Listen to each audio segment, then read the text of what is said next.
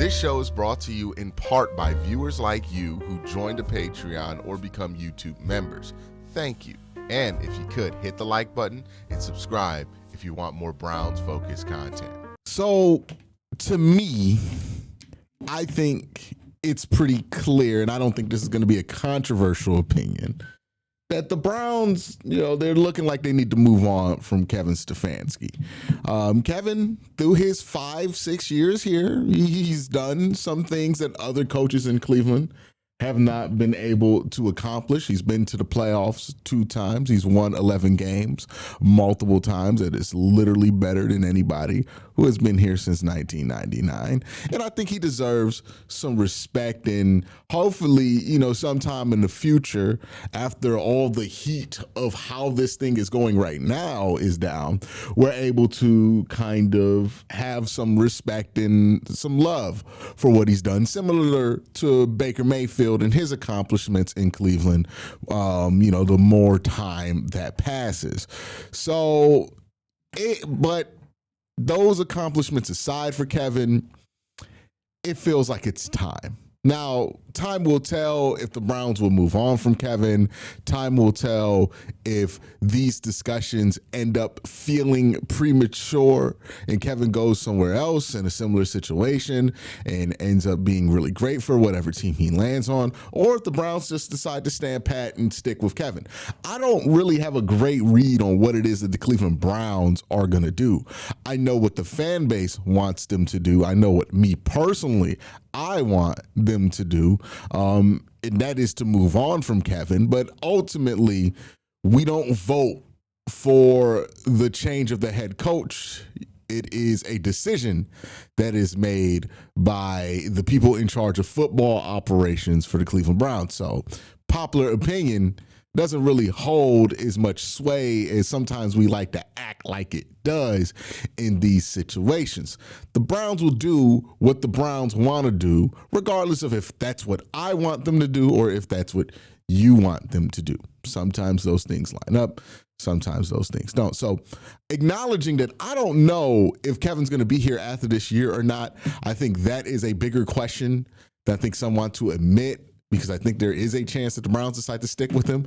I think there's a chance that the Browns fire him. Hell, the Browns could trade him to like the New York Giants or the Tennessee Titans or something crazy like that, right? There's a lot of things that could go down when it comes to Kevin and his job here, and I think they're going to consider a lot of different avenues at the offseason to figure out what they want to do. That being said, there is the question that is asked all the time, anytime this is brought up, and that is, okay, I understand. A lot of people want to move on from Kevin Stefanski. It makes sense. What direction do you go down if you want to move on from Kevin? Now, I want to be very careful here. A lot of times, whenever we're talking about firing a head coach and hiring another head coach, the biggest mistake a lot of people do who cover the team and who just like talk about the team in general, the biggest mistake that I see happen is that people immediately jump to a bunch of names they're familiar with and just stick to those names.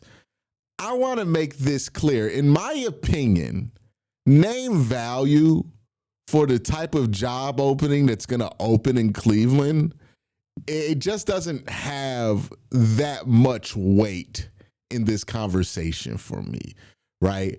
If you're talking about somebody who can be ahead of the curve offensively, you're probably talking about somebody who the larger football audience is, for the most part, unfamiliar with, right? The same way that Sean McVay was an unknown quantity before he got hired and ultimately took the Rams to a lot of success. In the same way that Kevin O'Connell was an unknown quantity before last year in Minnesota. In the same way that a guy like Matt LaFleur was a pretty unknown quantity, right? If you want to stay ahead of the curve offensively, you can't look back to 20 years ago to names that used to be hot or names that used to be good offensive coordinators. You have to kind of look forward, and that means relying a lot less on name value than most, websites are going to suggest for a coaching search, right? Because the websites, they want to get you to click on the articles, right? They're going to put the familiar names down, and they're going to tell you your options are John Gruden or Greg Williams, like guys basically, right? And I don't want to fall into that trap. I want to keep my mind and eyes and ears open for solutions to the Browns' problem that might not be the most obvious on day one of the search, because oftentimes I have found that the big names that you hear about that get hyped up a lot during the coaching search cycle, those names don't pan out as much as we'd hope. It's usually the unknown guys, right? Like I can go back to 2017, the year we hired Hugh Jackson. If you weren't there in 2017, trust me when I tell you this, Hugh Jackson was the most hyped up assistant coach of that coaching search cycle.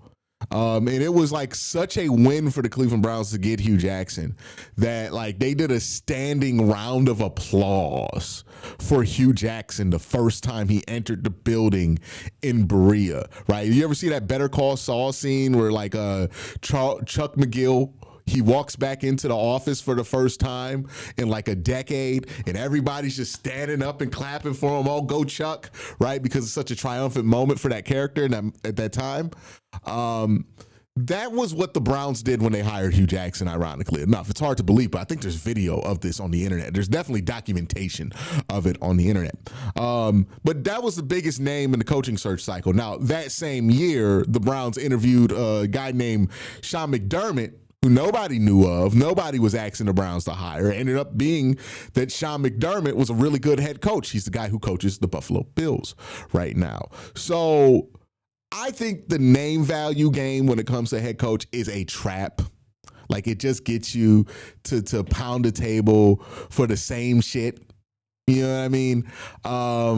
I don't want to fall into that trap. I want to be open to a lot of things. So what I'm going to do is, instead of suggesting names for a head coaching search, if there is one, I want to talk about what the problem is with the football team and what you hope that coach can do to solve that problem. Because you could bring in an offensive guy to solve this problem. You could bring in a defensive guy to solve this problem, right? You don't got to shackle yourself into one camp or the other. And I think it's important, especially like if you're the Browns actually running the coaching search, to be open to the idea that like, hey, there's a lot of different ways to solve the problem that the Cleveland Browns have right now. I think if you were to say what the Browns' biggest problem is up and down, it is on both sides of the ball and on special teams. They are far too predictable. They are far too easy to predict, right? On defense, what the Browns are going to do is so easy to predict that misdirection tends to work a lot, because you can predict what the Browns are going to react like and then run a motion the counter direction of what you predict them to react like. And oftentimes that hits because the defense is a bit predictable, right? On special teams, they're predictable as far as how they cover, and that's why special teams has not been a successful side of the ball for a very long time for Cleveland. And on offense, do I even have to explain how predictable they are? I really don't think I have to at this point. I think I've talked about it enough. I think every week that goes by that you watch the Cleveland Browns offense, we see it be more and more predictable. That's a issue in itself, right? The biggest problem is that they have become far too predictable in the last few years on both sides of the ball. How do you solve that problem? We'll talk about that in just a second, but I got to thank my sponsor, Sleeper. The good news for today is that if you did piggyback onto my picks, you might have made some moolah, especially if you did it on my sponsor for today, Sleeper. Let's look at our pick. I had a feeling that Jerry Jeudy was going to have a bounce back this week with the change of play caller. One of the things I liked about this game was the focus on Jerry Jeudy. 78 yards. It's over the 37.5 they had for him. 6 receptions. It's over the 3.5 that they had for him. Dylan Gabriel's rushing yards. I thought he would have a lot because there would be a lot of rushing lanes this week. 7.5 rushing yards is what they had. I said he would get more than that. Garrett Wilson, they thought his longest reception would be over 21 yards. I thought the Browns would do a good job containing him. And all of those picks were correct. And I did win $34. If you want to join the fun, make sure you use the promo code WORSTTAKE. Get a 100% match on up to $100 when you use the promo code WORSTTAKE. So that's the big problem, right? Yes, I want to evolve offensively. Yes, I want to evolve defensively. Yes, I want the team to be better on special teams. Yeah, I want a coach who's going to stay ahead of the curve. But the first thing that coach has to be able to address to a sufficient level is how are you going to make the Cleveland Browns less predictable on both sides of the ball, right? You can keep Jim Schwartz and push Jim Schwartz to be less predictable, right? I think that's something that can certainly happen. I know people shit on Jim Schwartz, or like they're starting to shit on Jim Schwartz right now. And Jim Schwartz deserves some criticism, no doubt about it. But also, like, I've seen Jim Schwartz's defense be less predictable before, like in Philadelphia. So if you push him to be less predictable and like maybe say, hey, you got to do some more things that you're more uncomfortable with and get better at those things, he can do it. So you don't really have to fire Jim Schwartz to make this happen. But if you have to let him go, if you feel like that's necessary, you could do that too, right? I don't think that you're locked into one way of doing things if you take the job in Cleveland. So predictability is number one. They got to solve that problem on both sides of the ball. Now, me personally, I would prefer whoever the head coach is to have two things. One, to be ahead of the curve when it comes to where the NFL is going, or at least at the curve when it comes to where the NFL is going on both sides of the ball, right? Offensively and defensively. Somebody who has a good grasp of what the current zeitgeist is for the NFL. I think at the time that you hired Kevin had that, right? When it was all about the Shanahan style offenses and those were all the rage, Kevin was right there. But the fatal flaw with Kevin was that he couldn't adjust once that stopped being the zeitgeist. So, yeah, you want to see somebody have a good grasp on where the curve is, but also somebody who can demonstrate an ability to adjust that is at a higher rate than what you have right now. So you want adjustability, you want somebody who's ahead of the curve, and you want somebody, in my opinion, who has a good eye for talent. Not saying that like this person has to be like the most amazing scout, but you need to find your Kenny Atkinson, right? Like the one thing that has helped, if you've been watching my coverage of the Cavs, right? The one thing that has helped the Cleveland Cavaliers is that Kenny Atkinson has a really good eye for talent, and he has a really good eye for how to get the most out the talent that he has. And that's why you're seeing a bunch of guys have career years under Kenny Atkinson, because he's good at identifying talent and he's good at identifying how that talent can be useful to him going forward, right?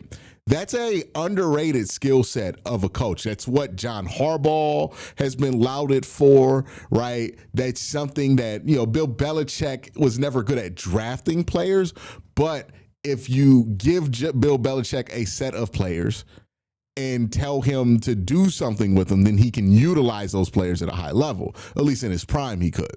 So that's a thing, right? How well is this guy, if he's an offensive coordinator somewhere, are they utilizing the talent that they have on the roster? Are they scoring a bunch of points because they have more horses than everybody else? Or is this a guy who's working with a little bit, but he's just able to piece stuff together because he knows how to utilize talent better? I think one of the problems that the Browns have had, they haven't gotten great personnel suggestions from their position coaches over the last few years, especially when it comes to the draft. And I think that is aided in the Browns' problem in adding young offensive talent on top of everything else that's been going on with the team, Deshaun Watson trade, everything else. But yeah, you want somebody with an eye for talent, right? Like somebody who can see a guy and know what to do with him on a football field, right? This could be a bunch of different archetypes of a coach. It could be a defensive guy who has that eye. It could be a CEO, right? Like I know people have brought up Josh McCown. Maybe Josh McCown has that eye for talent, right? Like maybe that's the case. Maybe it's a offensive coordinator or somebody like that, or a position coach, or maybe it's a special teams coach, right? But you want to see somebody who does a really good job of not just getting production out of an offense, but utilizing the talent that they have on offense, maximizing those guys on both sides of the ball, like realizing what they do well, putting those guys in a continued position to do well. Because I think that's another big problem the Browns have right now, is that they don't utilize their talent to a high enough level on offense specifically. On defense, I think they're fine. But on offense specifically, I just feel like we could be getting a lot more out of guys like Jamari Thrash, out of Cedric Tillman, out of Isaiah Bond. I feel like we're not getting the most out of Quincy Judkins. We're not getting the most out of Dylan Sampson, even David Njoku and Jerry Jeudy. Like, I just don't feel like they're utilizing those talents to the best of their ability. And I think that's a key skill that you want the next head coach here, if there is a next head coach here, to have. And I think that's something that Kevin has been so rigid in his system that he hasn't really done that well, right? Like it's always, we got to change this in the offseason to get something to fit what you have right now, instead of fitting what you have around the pieces that you have. So that's kind of what I want the Browns to focus on. Whatever names come to your mind when I'm describing those traits, let me know what names they are. But I don't want to get caught up in name value or name recognition when it comes to a potential head coach search. I want to focus on the problem that you're trying to fix by firing the coach in the first place, right? Like if we're saying we need to fire Kevin Stefanski, hopefully we're not just saying that we need to fire him because we're mad and frustrated and that will make us happier for a few minutes. We're saying that because we think Kevin is a part of a problem that can be fixed if you replace him at head coach, right? That's the only logical reason to fire somebody from their job, is that you think that you can hire somebody else that can fix the problems that you have right now, or fix a reasonable amount of the problems that you have right now. So if we're firing Kevin to fix a problem, I think it's important to identify what the problem is with the football team. Some people are going to say that they want somebody who's a more rah-rah guy, right? Kevin Stefanski's not the most screamy, yelly guy in the world. I don't mind this. I don't think that grown men need to be yelled at in order to be motivated in the NFL. And my interactions with former NFL players would suggest that that's not something that they even appreciate or respond to in the way that the internet tends to think that they appreciate or respond to. Even guys like Dan Campbell, who come off as screamy, yelly guys, aren't really ever screaming or yelling at their own team, right? In the way that people characterize him. He's usually just hyping dudes up. And that's how Dan Campbell gets down, right? I don't think that's something that the Browns need. Like, to be fair to them and Kevin Stefanski, the way he's gotten these guys motivated, through multiple shitty seasons, we haven't really seen the team quit until it became the point to like actually tank, right? Last year, I think the last few games. But, even then, I didn't think that the effort was terrible, so I don't think that that's the problem.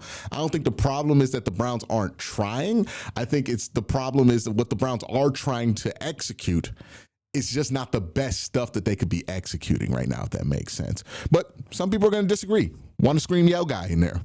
Tell me why it is. What problem do you think you're fixing by having that in there? So let me know in the comment section What is the problem that you're trying to solve by firing Kevin Stefanski, if you do want to fire Kevin Stefanski? If you don't want to fire Kevin Stefanski, let me know what problem that the Browns have right now that you think Kevin Stefanski is uniquely qualified to fix. I would love to hear the answers and the perspectives from both sides of this argument. But y'all have a great day. Have an even better night. Peace.